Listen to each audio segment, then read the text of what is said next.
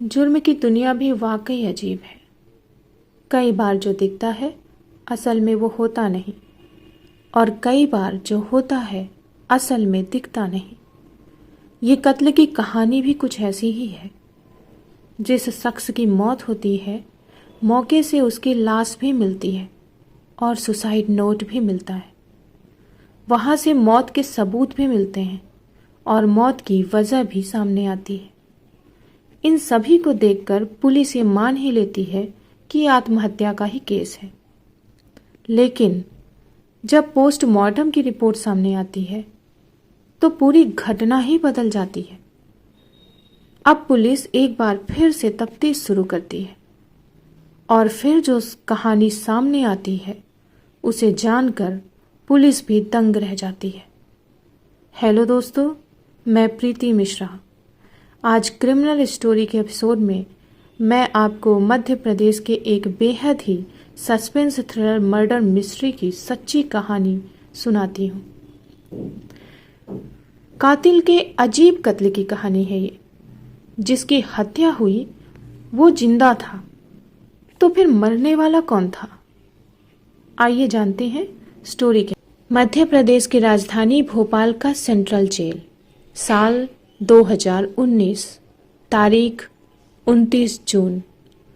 इस दिन पेरोल पर जेल से निकले एक कैदी को जेल में वापस लौटना था। 14 दिन की पेरोल पर जाने के बाद जेल प्रशासन को भी उसके लौटने का इंतजार था, और तभी जेल प्रशासन को लोकल पुलिस से एक सूचना मिलती है। सूचना थी कि उस कैदी की मौत हो गई। बताया गया कि हत्या के केस में उम्र कैद की सजा मिलने और जेल की जिंदगी से परेशान होकर उसने घर में ही आत्मदाह कर लिया।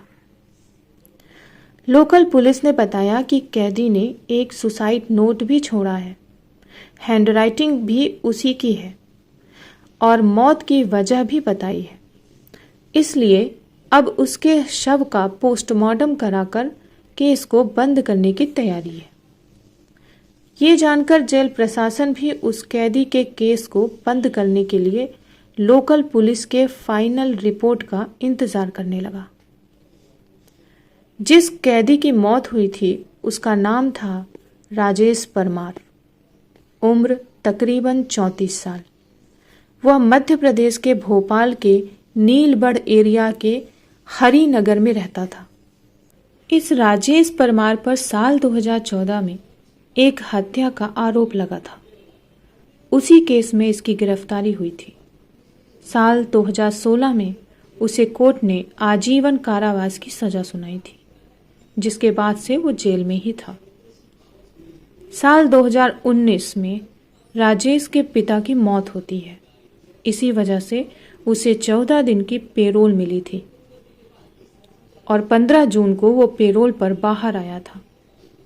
इसलिए 29 जून को उसकी पेरोल खत्म होने वाली थी और इसी वजह से उसे हर हाल में 29 जून को जेल में वापस लौटना था। लेकिन 29 जून को ही सुबह उसके घर से आग की लपटें निकलने लगी, जिसे देखकर आसपास के लोगों ने पुलिस को सूचना दी। फायर ब्रिगेड की गाड़ियां और लोकल पुलिस मौके पर पहुंची। आग बुझाने पर देखा गया कि एक युवक बुरी तरह से जल चुका था। चेहरा और शरीर भी पूरी तरह से जला हुआ था। देखकर ही लग रहा था कि वो मर चुका है। फिर भी पुलिस ने आखिरी उम्मीद में उसे तुरंत अस्पताल में भर्ती कराया, जहां उसे डॉक्टरों ने मृत घोषित कर दिया। मृत करार दिए जाने के बाद पुलिस ने राजेश परमार के घर की तलाशी ली तो सुसाइड नोट मिला, जिसमें लिखा था कि पिता की मौत होने से वो दुखी था। अब परिवार में कोई उसे पेरोल भी नहीं दिलाएगा, इस वजह से वो अब दुनिया से निराश हो चुका है। लिहाजा वो आग लगाकर आत्महत्या कर रहा है और इस आत्महत्या के लिए कोई दूसरा जिम्मेदार नहीं है। और इसी सुसाइड नोट के आधार पर पुलिस ने भोपाल सेंट्रल जेल को भी सूचना दे दी थी। शव को पोस्टमार्टम के लिए भेज दिया गया। साधारण सुसाइड केस की तरह ही पुलिस ने इस केस को भी बंद कर दिया। उधर पोस्टमार्टम के बाद शव को रिश्तेदारों को सौंप दिया गया और रिश्तेदारों ने भी शव का अंतिम संस्कार कर दिया। लेकिन इस पूरे केस में 24 घंटे के बाद एक आता है नया मोड़, एक नया ट्विस्ट, जब पुलिस को राजेश परमार की पोस्टमार्टम की रिपोर्ट मिलती है। उस समय के भोपाल पुलिस के नए एएसपी अखिल पटेल के पास नीलवड़ का एरिया था। इन्होंने जब पोस्टमार्टम की रिपोर्ट देखी तो चौंक गए। रिपोर्ट में लिखा था कि गला दबाने से जान गई है, यानी मौत की वजह आग या धुएं से दम घुटना नहीं बल्कि गला दबाकर हत्या हुई है। फिर वो इस केस की तफ्तीश में जुट गए। तुरंत मौके से ली हुई सभी फोटोग्राफ अपने पास मंगवाते हैं। सभी फोटो को बारीकी से देखते हैं।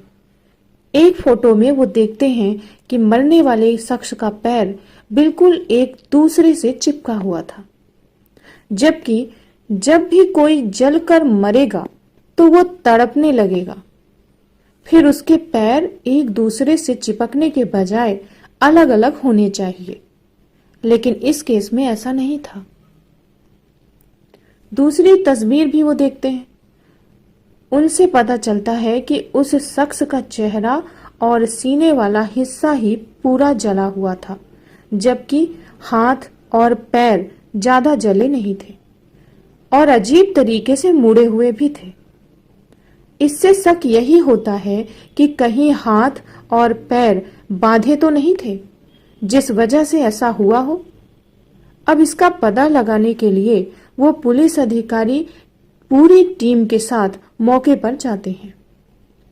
घटना स्थल को बारीकी से देखते हैं, फिर आसपास के लोगों से पूछताछ भी करते हैं, तो पता चलता है कि एक दिन पहले राजेश परमार के साथ 1 या 2 और लोग भी देखे गए थे। अब पुलिस इस केस की फाइल को बंद करने की जगह फिर से खोलती है और जांच शुरू करती है। अब पुलिस को ये शक हुआ कि जिसकी मौत हुई उसकी पहले गला घोंटकर हत्या की गई थी, लेकिन राजेश को जब सुसाइड ही करना था तो उसकी पहले हत्या क्यों की गई?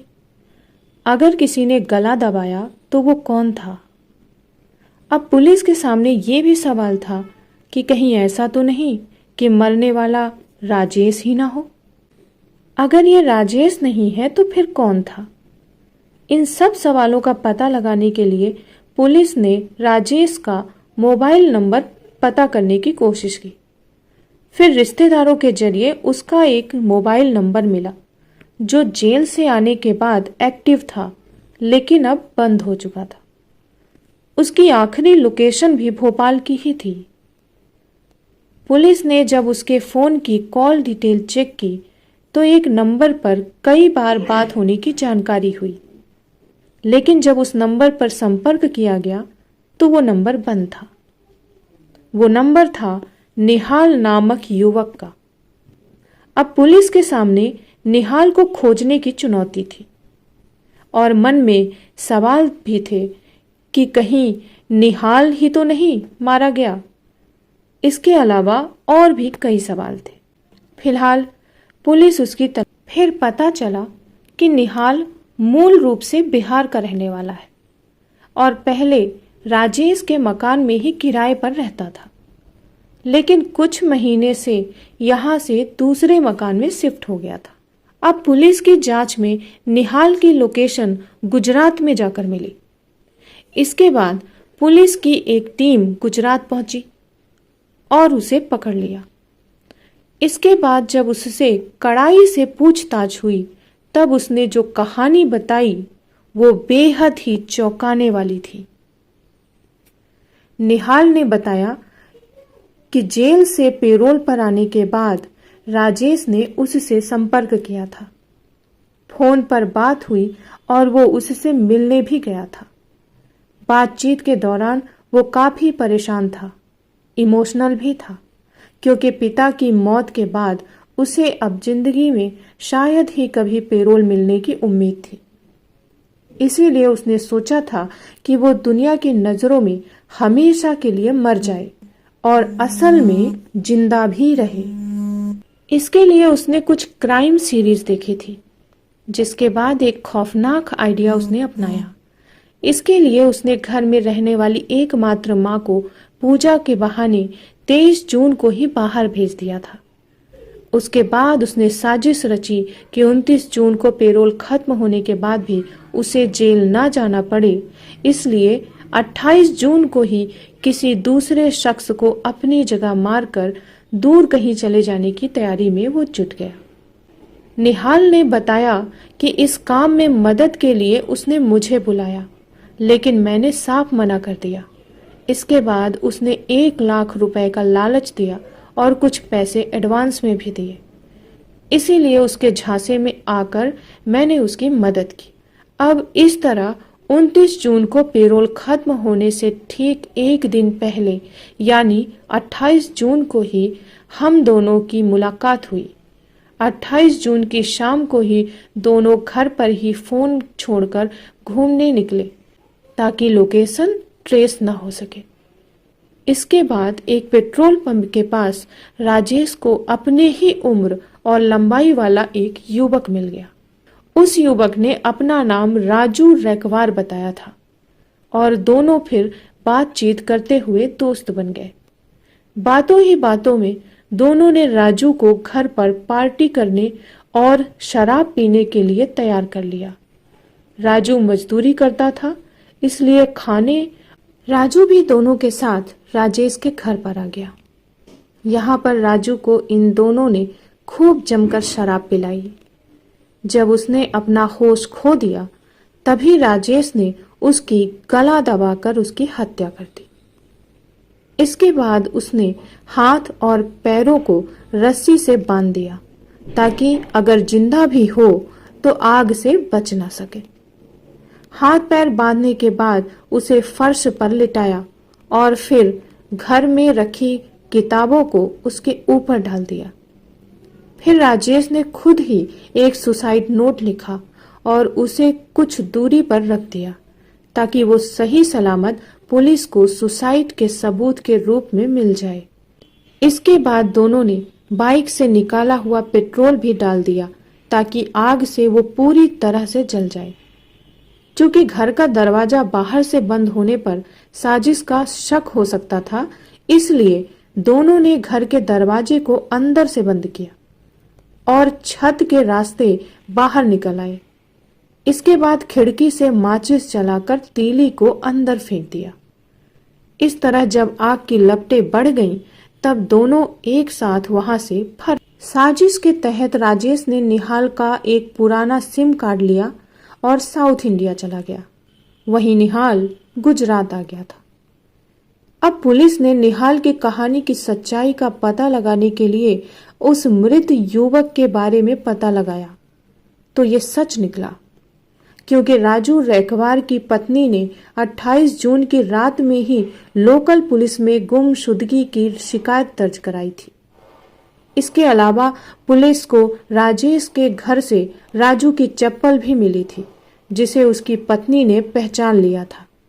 ये जानकर पुलिस अब जांच में तेजी से जुट गई। अब पुलिस को पूरी कहानी समझ में आ गई थी, लेकिन जब तक राजेश आंखों के सामने नहीं आ जाता, तब तक जांच अधूरी ही थी। पुलिस को यह यकीन था कि आज नहीं तो कल राजेश किसी भी तरह निहाल से संपर्क जरूर करेगा, और आखिरकार ऐसा ही हुआ। अगले ही दिन राजेश का फोन निहाल के पास आ गया। पुलिस की मौजूदगी में ही निहाल उससे बात करने लगा। राजेश ने वहां के हालात के बारे में पूछा कि कुछ गड़बड़ तो नहीं है। निहाल ने बताया कि कोई गड़बड़ नहीं है और पुलिस को कुछ भी पता नहीं चला है। इसके बाद राजेश ने कहा कि चेन्नई में उसे कुछ मदद चाहिए, अगर कोई दोस्त हो तो बताना। इस पर निहाल ने कहा कि वो उसे जल्दी ही बताएगा। इसके बाद फोन कट हो गया। अब पुलिस ने भी राजेश को पकड़ने के लिए पूरी फिल्मी कहानी रची। इसके तहत पुलिस के कुछ लोगों को चेन्नई भेजा गया और उन्हें लोकल बनकर राजेश से मिलने के लिए कहा गया। इस तरह निहाल ने राजेश को चेन्नई में रहने वाले अपने एक दोस्त का जिक्र करते हुए उसका फोन नंबर शेयर कर दिया, जिसके बाद राजेश पुलिस वाले को ही निहाल का दोस्त समझकर उससे बात की और उससे मिलने गया।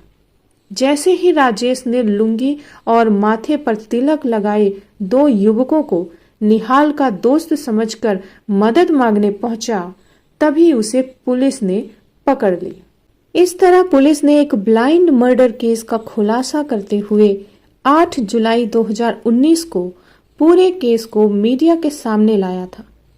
इस केस के बारे में खुद आईपीएस अधिकारी अखिल पटेल कहते हैं कि ये केस कानून की आंखों में धूल झोंकने वाला था, लेकिन जब बारीकी से केस की जांच हुई तो पूरा सच सामने आ गया। इसके बाद राजेश फिर से सलाखों के पीछे भेज दिया गया। आपको ये स्टोरी कैसी लगी कमेंट बॉक्स पर जरूर बताएं। मिलते हैं नेक्स्ट फ्राइडे किसी और इंटरेस्टिंग स्टोरी के साथ। बने रहिए द लॉ डायरीज के साथ। Thank you.